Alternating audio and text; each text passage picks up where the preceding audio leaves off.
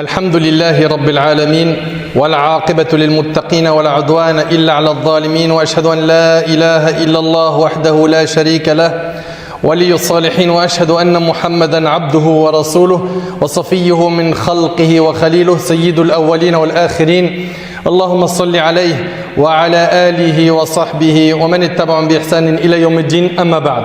Mes chers frères et sœurs, c'est avec un très grand pincement dans le cœur que j'aborde ce sujet avec vous aujourd'hui. Ce sujet, on en entend parler de plus en plus et il s'est énormément banalisé.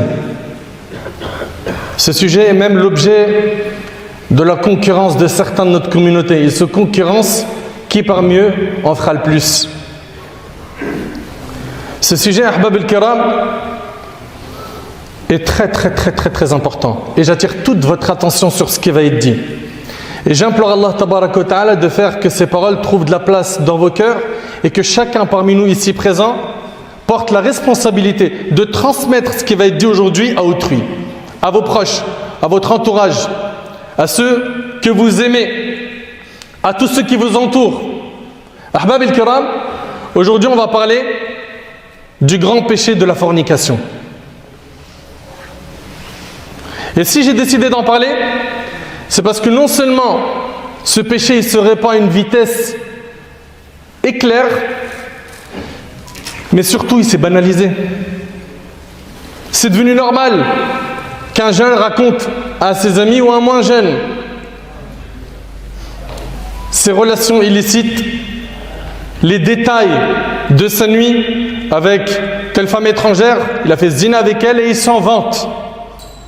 On a dépassé même le stade de raconter. Maintenant, ils se filment pendant qu'ils font zina et ils envoient ça à leurs amis. Et toutes les histoires que je vais vous dire aujourd'hui, bien qu'elles soient très choquantes, je les ai reçues moi-même. Ce n'est pas des histoires, on m'a rapporté, on m'a dit. Non. La semaine dernière, j'ai bien dit la semaine dernière, une de nos sœurs, qu'Allah la préserve, elle vient me voir, elle me dit qu'elle est tombée dans ce grand péché qui est la fornication. Et j'aimerais que vous preniez bien conscience que ce péché est très grave et que ses conséquences sont amères, douloureuses. Écoutez cette histoire. Cette sœur, elle vient me voir et à peine elle commence son histoire qu'elle pleure. Elle me dit, j'ai fait zina il y a quelques années et je m'en suis repenti. La sœur, elle porte le hijab, mashallah. Et elle me dit, je m'en suis repenti. Et elle fond en larmes. Et j'essaie de comprendre. Seulement le souci, c'est que cet homme, qu'est-ce qu'il a fait? Pendant qu'il a eu un rapport avec elle, ils se sont filmés. Et il a envoyé la vidéo sur le net. Cette jeune fille, elle me dit, toute la terre m'a vu en train de faire zina. Ça fait partie des conséquences brûlantes de ce péché. Al-Fadiha, le scandale. Et quand on dit à nos jeunes, vous tournez autour du haram, vous allez finir par tomber dedans. Ils ne nous prennent pas au mot. Pour eux, c'est pas sérieux ce qu'on leur dit. Cette sœur Meskina, elle s'est repentie. Et elle demande à Allah Tabaraka wa Ta'ala de lui pardonner. Et la vidéo, elle tourne. La semaine dernière, je reçois un appel. Allô, salam alaikum, mon mari me trompe avec ma petite sœur. Qu'est-ce que je dois faire?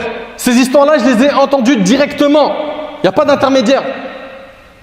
Une autre personne qui m'envoie dans les réseaux sociaux. Mon mari me trompe avec ma mère. Trouve-moi une solution. Je vous l'ai dit et je le répète. C'est hyper choquant. Mais vous savez pourquoi on est arrivé à ça?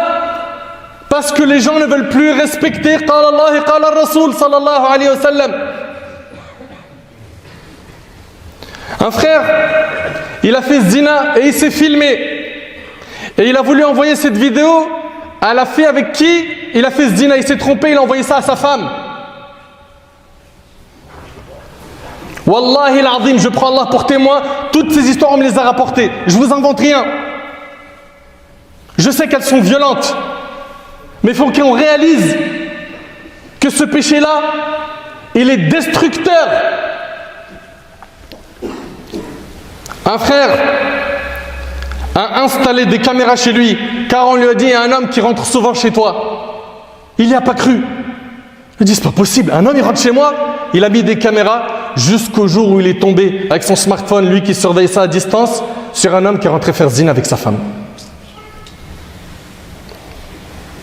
Un autre, il faisait zina et sa femme, elle a vu toutes ces vidéos. Dès qu'il fait zina avec une prostituée, il filme et il envoie ça à ses amis pour voir qui d'entre eux fait le plus zina. Vous entendez dans quel monde on vit? C'est terrible. Mais on est musulmans.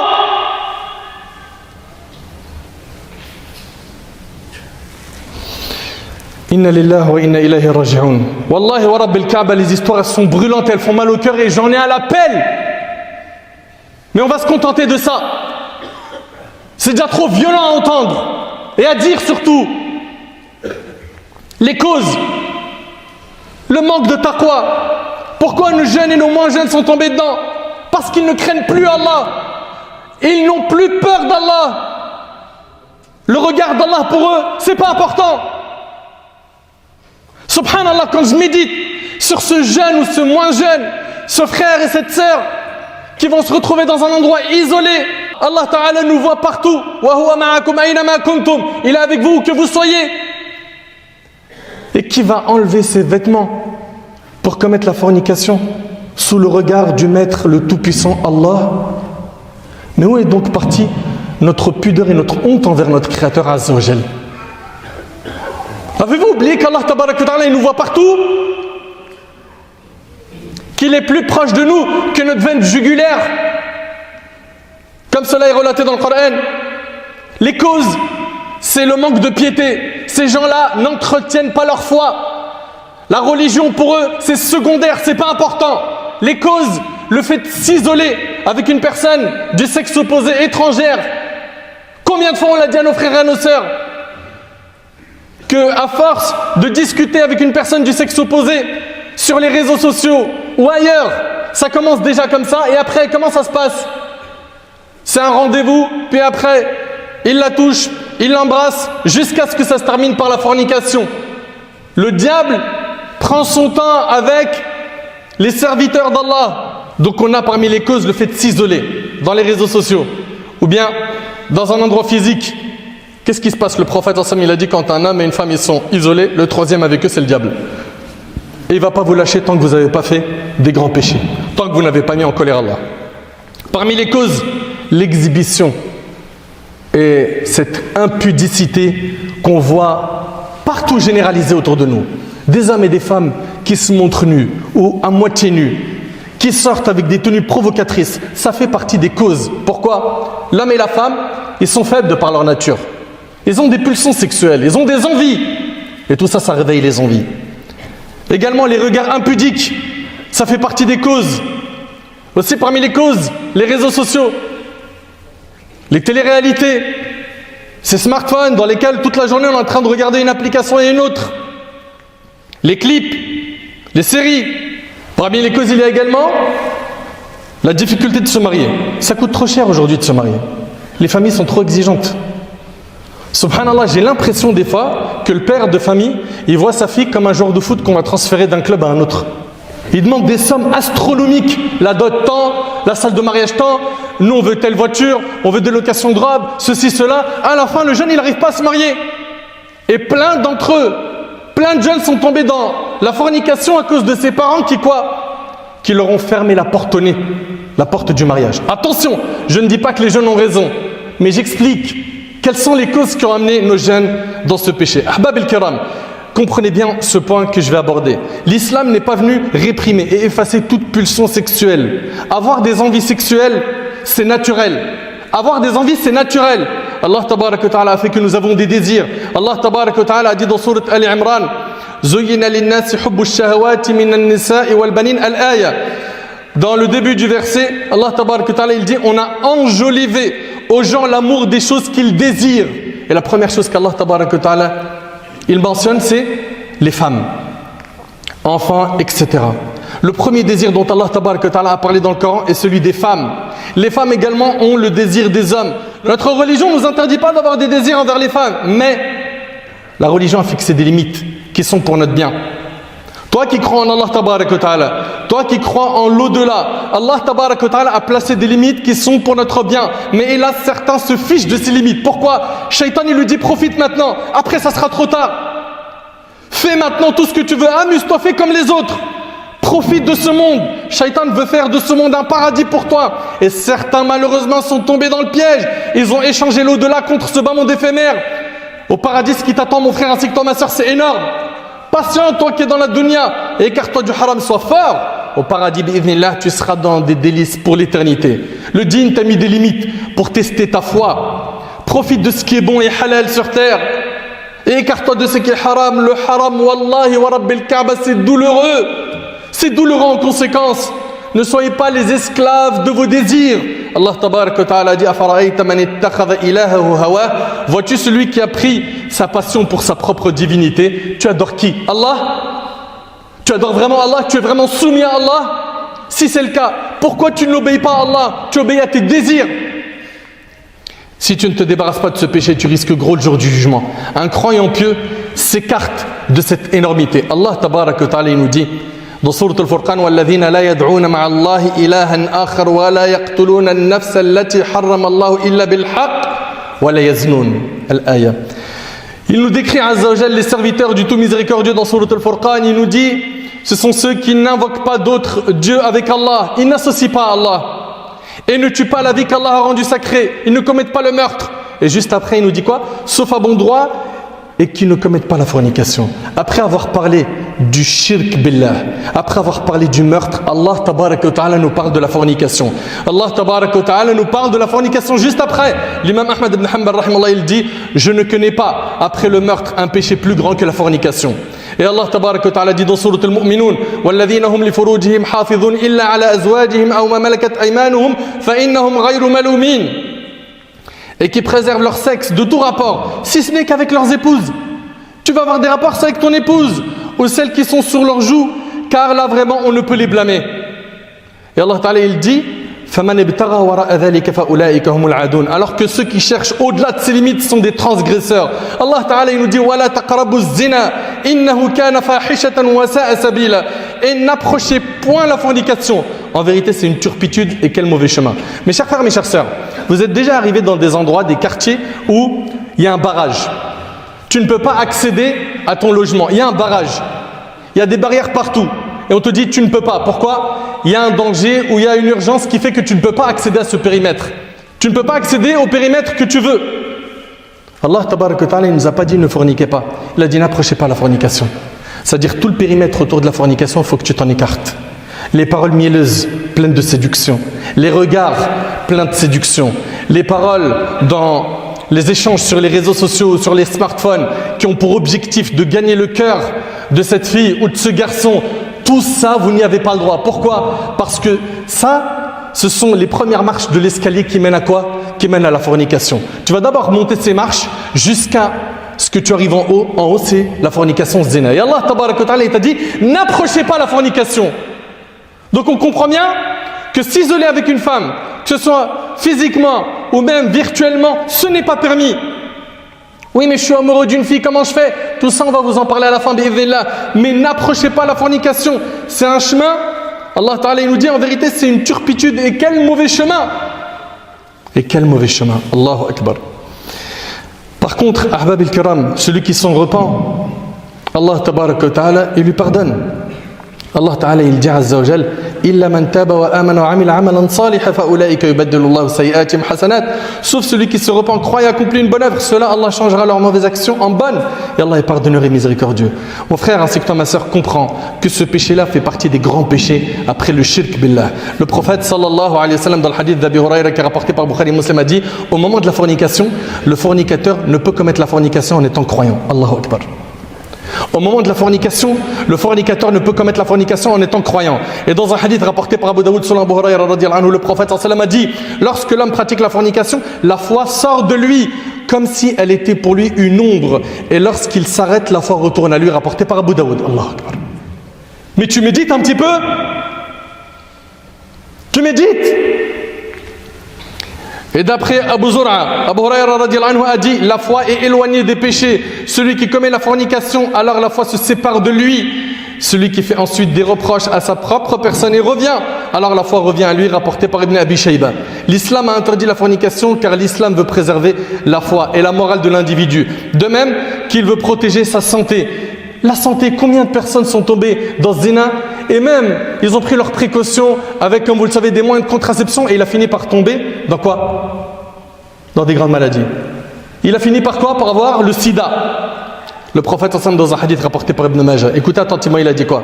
Il a dit, ô vous les immigrés, 5 choses si vous êtes éprouvés par celle-ci et je cherche refuge auprès d'Allah contre le fait que vous y assistez.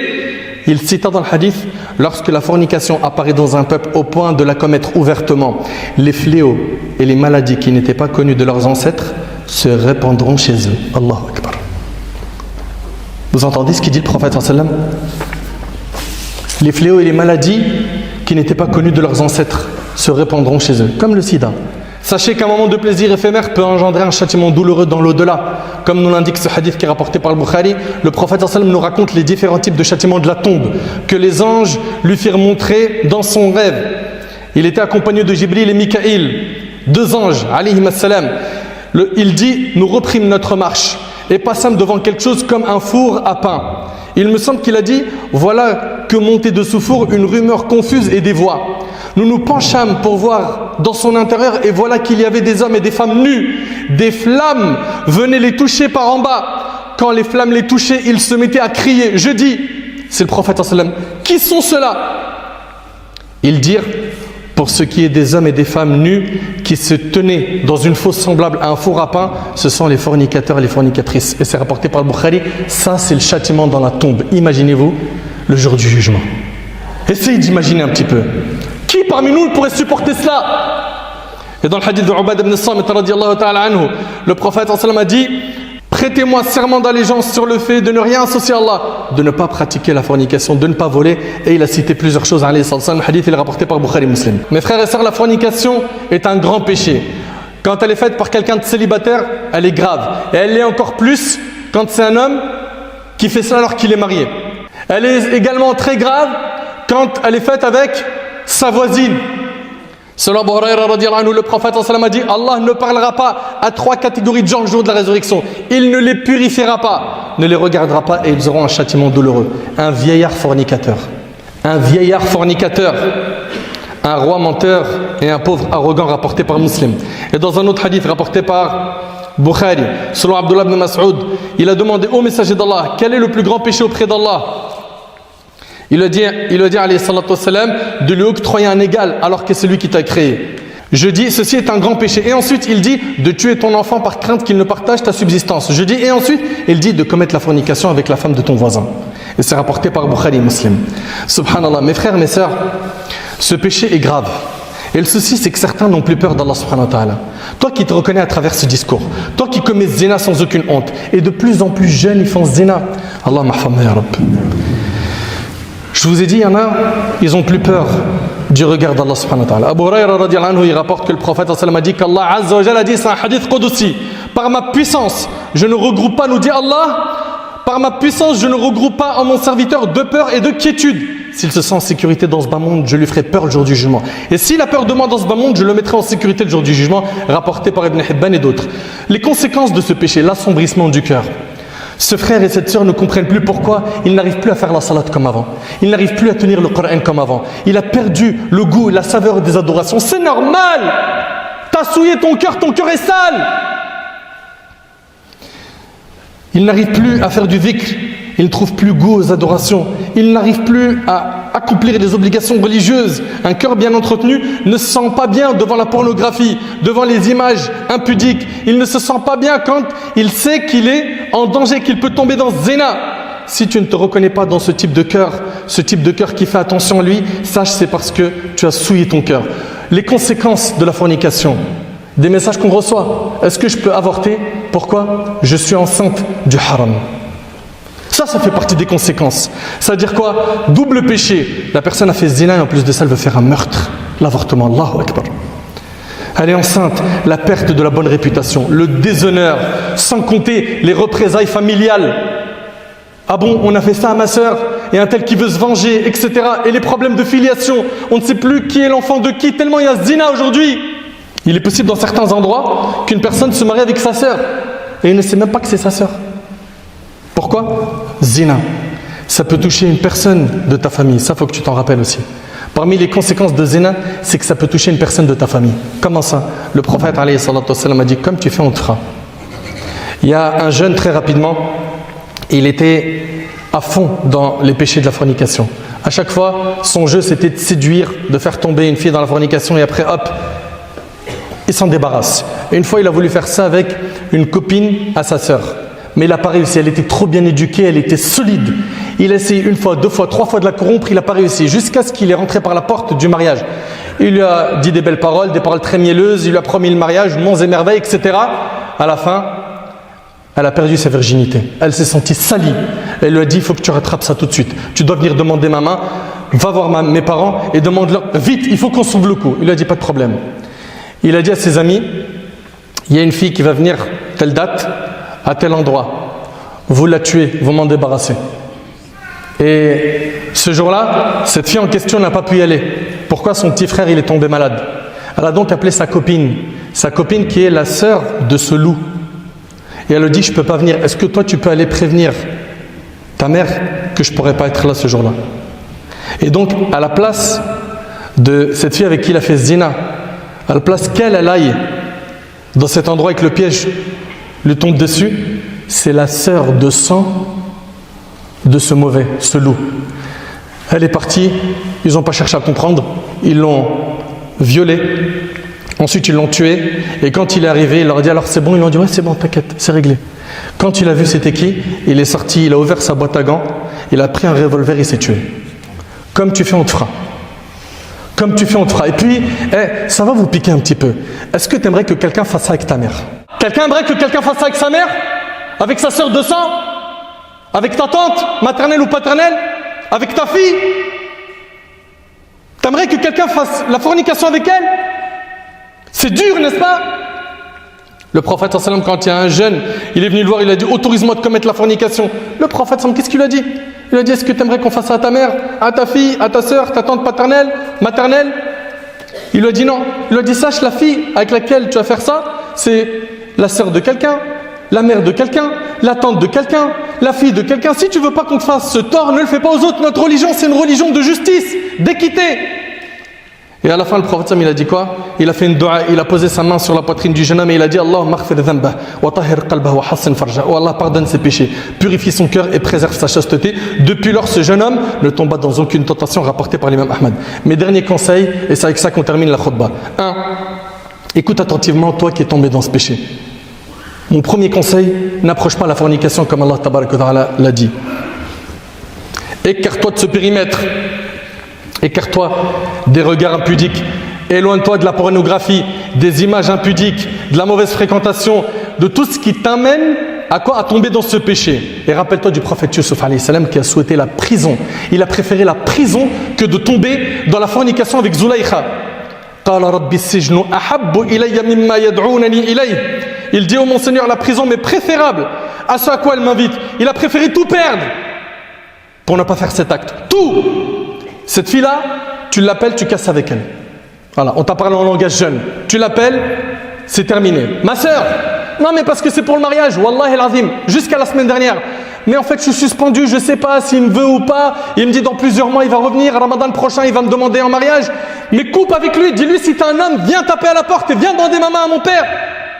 Comprenez mes sœurs que ces personnes-là s'amusent avec vous. Vous êtes leur yo-yo. Pars, reviens. Ayez un peu de fierté. Cassez. Non, mais j'ai des sentiments, je suis folle amoureuse. Oui, effectivement, tu es tombé dans les filets de Satan. Et ça risque d'être pire si tu continues sur ce chemin. Freine dès maintenant. Coupe, cours si tu veux, une bonne solution. Également, deuxième conseil, marie-toi si tu as les moyens. Tu peux te marier en islam, tu as le droit de te marier avec la personne avec qui tu as fait zina. À condition que tu te repens. Et à condition, selon certains savants, que tu laisses au moins 1 mois où vous ne vous approchez pas. L'istibra. Chez l'imam Malik, c'est 3 mois. Mais chez l'imam Ahmed et Shafi'i, c'est au moins 1 mois. 1 mois, distance. Et après, tu vas taper à la porte, tu te présentes comme un homme et tu demandes sa main. Mais attention, Ne te marie pas parce que tu as fait zina. Ça, c'est une mauvaise raison. Marie-toi si tu sais que devant toi, tu as le profil qu'il faut pour le mariage. Elle a une certaine piété, mais elle a glissé comme moi et on est tombé dans la fornication. Elle a une certaine piété, un bon comportement, elle a le charme qui va avec, etc.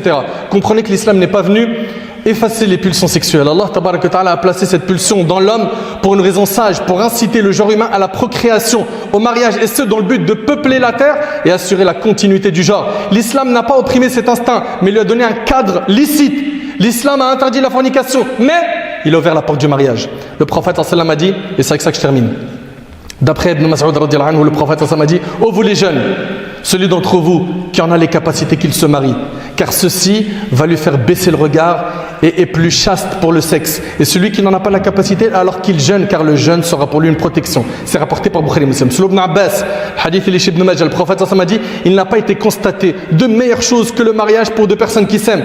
Le troisième hadith, selon Sahl ibn Sa'd radiyallahu anhu, le prophète sallam a dit: celui qui me garantit ce qu'il a entre ses deux mâchoires et entre ses deux jambes, à savoir son sexe, je lui garantis le paradis, rapporté par Bukhari Muslim. Donc premièrement, on a dit, tu coupes court, tu t'approches pas de la fornication. Deuxièmement, on a dit, marie-toi si tu as les moyens. Troisièmement, c'est la dernière solution, entretiens ton cœur. Entretiens ta foi.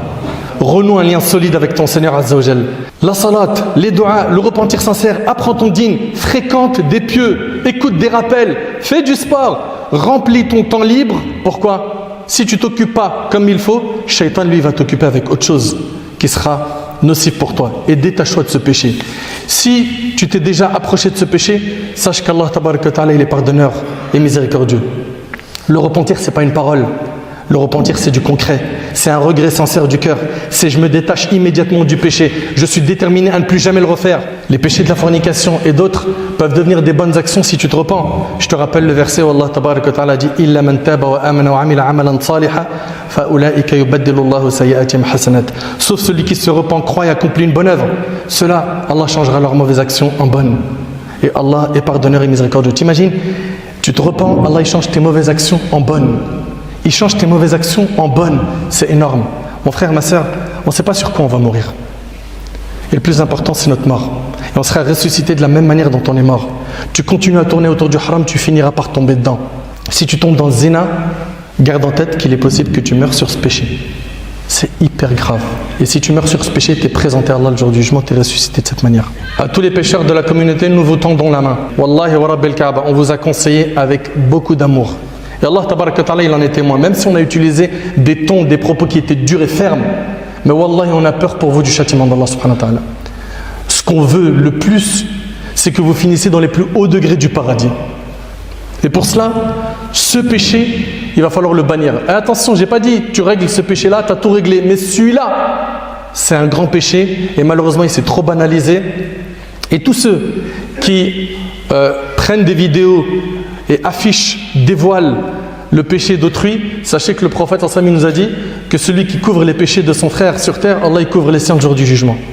Et de l'autre côté, si vous dévoilez les péchés des gens sur terre, vous n'êtes pas à l'abri d'être dévoilé le jour du jugement. Fait qu'Allah subhanahu wa ta'ala il préserve nos frères et nos sœurs de ce péché, qu'Allah tabaraka wa ta'ala il nous préserve de ce péché, qu'Allah azza wa jalla il accepte le repentir de ceux qui ont fait ce péché.